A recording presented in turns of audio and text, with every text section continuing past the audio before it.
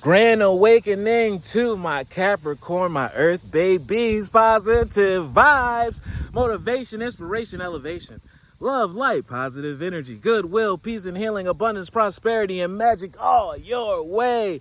Please like, share, comment, and subscribe if this page been a blessing to you. Check out my LinkTree. Link is in the bio. Book a massage with me. Check out the ebooks. Check out the NFTs and the music. Great products are over there.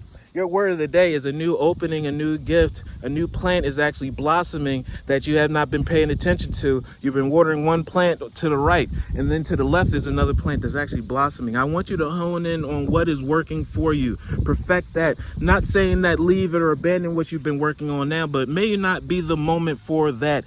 Go with what works. And then as that flourishes, enhance that with what you've been working on in your past and keep working along to keep building. Go with what works.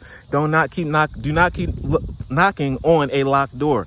The door to the left may be open and the one to the right may not be the moment at this time. Spirit knows what's best for you. So trust that. Take the opportunities, the rose and the blossoms of the gifts and to the planting or the harvest that you've been putting in. Zone in on that. It may not be your idea. Yours might be following up in the next 4 months, but take advantage.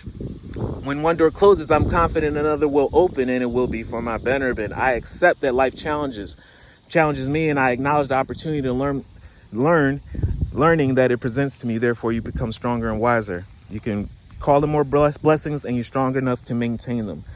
Serenity comes from within. Peace among your soul. Take what works with you, perfect it, and then build with that. Love one another. Be kind to one another. Love yourself. I love you too.